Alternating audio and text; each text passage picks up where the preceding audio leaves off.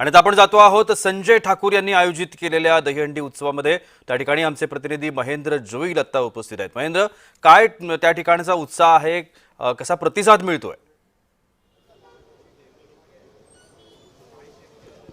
थोड्याच वेळात या ठिकाणी गोविंदा पथकाने यायला सुरुवात होईल। त्या अगोदर जे ते नितेश राणे या ठिकाणी येणार आहेत आणि या हंडीचं जे पूजन आहे ते करणार आहेत। आणि आपल्यासोबत आयोजक संजय ठाकूर सर आहेत, आपण त्यांच्याशी बोलूया। सर, काय सांगाल, या ठिकाणी थोड्याच वेळात नितेश राणे येणार आहेत आणि या दहीहंडीचं पूजन करणार आहेत आणि एकंदरीत दिवसभर हा काय कार्यक्रम असणार आहे, किती गोविंदा पथक येणार आहेत आणि त्याचं जे मानधन असणार आहे, प्राईज असणार आहे, ती किती असणार आहे, त्या संदर्भात काय सांगाल?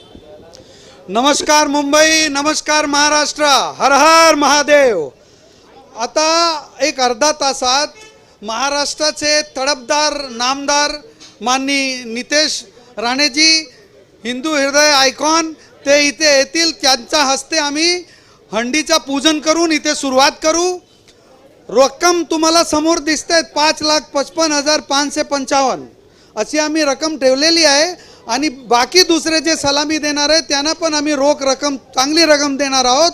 आणि इथे खूप जोरदार ते आमचा जो थीम आहे ऑपरेशन सिंदूर म्हणून, आमचे देशाचे यशस्वी प्रधानमंत्री माननीय नरेंद्र मोदीजींनी फक्त 48 तासात जे पाकिस्तानला मोडून टाकलेत, त्यांचा अभिमान नष्ट करून टाकले। जे खोटा अभिमान होता, ते रोज रोज अणुबॉम्बची धमकी देणारे पाकिस्तानचे लोकांचा अभिमान मोडून टाकला आहे आता आमचे माननीय मोदीजींनी।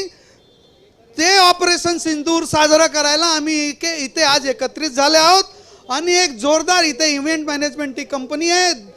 आतापासून रात्री 10 वाजेपर्यंत आमचा एकदम जोरदार राष्ट्रभक्तिमय कार्यक्रम इथे होणार आहे। इकडे 101 गोविंदा पथक पण येतील आणि खूप जोरदार कार्यक्रम चालू आहे। भारतीय जनता पक्षाचे सर्व नेते कार्यकर्ते, खूप मोठा उत्साह आहे। आणि आता अर्धा तासाने आम्ही खूप जोरात सुरुवात करू इथे। नक्की सर, बॅनरवरती एक उल्लेख केलेला पाहिला, एक आहे तो सेफ आहे। आपण पाहिलं असेल, मागच्या त्या काळात अनुभव आलेले आहेत। हिंदू संस्कृती जपण्याचा जो आहे तो भारतीय जनता पार्टी पुरेपूर प्रयत्न करते, त्या संदर्भात काय सांगा? नाही, हे हिंदू संस्कृती जपणं गरजेचं आहे। काल माननीय पंतप्रधान महोदयांनी एक भाषणात एक उल्लेख केला आहे की मी देशाला आगाह करू इच्छितो। कशाबद्दल?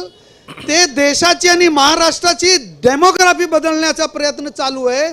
जिथे तिथे रोहिंग्या, जिथे तिथे बांगलादेशी घुसपैठ करून येत आहेत आणि स्वातंत्र्यानंतर 65 वर्ष ज्या लोकांनी या देशावर राज केलं आहे, त्या लोकांनी वोटची राजनीती करत इथे तिथे लोकांना इन्फिल्ट्रेट करून डेमोग्राफी बदलण्याचा जो प्रयत्न केला आहे तो चालणार नाही। आणि आमचे हिंदू बांधव एकत्र होऊन हे आपण लढा देणार आहे। आता पंतप्रधानांनी स्वतः उल्लेख केला आहे, हे चालणार नाही आणि 10 वर्षात आम्ही याची काळजी घेऊ आणि जिथे जिथे असतील त्यांना आम्ही बघून त्यांना काढण्याचा प्रयत्न करणार आहोत।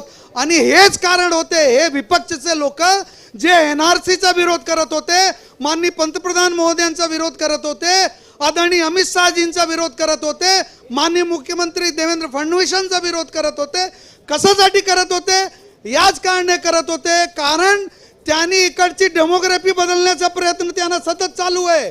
आणि पुढच्या काळात जर का काही दंगा वगैरे झाला तो इकडचे मुस्लिम बांधव नाही, तरी बाहेरचे जो लोक इन्फिल्ट्रेट होऊन आलेले आहेत ते लोक इथे तिथे दंगली घडवणार आणि आमच्या लोकांना त्रास देणार। पण सध्या पंतप्रधानांचा आणि आमचे मुख्यमंत्र्यांचा लक्ष वेधून आलेला आहे इथे आणि म्हणून आता ते लोक काळजी घेतील। आणि भारतीय जनता संजय ठाकूरची खूप छान पद्धतीची माहिती त्यांनी या दहीहंडी उत्सवाबद्दल सांगितलेली आहे। कशा पद्धतीनं हा उत्सव त्यांनी आयोजित केलाय आणि त्याच्या पाठीमागचं जे कारण आहे ते सुद्धा त्यांनी विशद केलेलं आहे।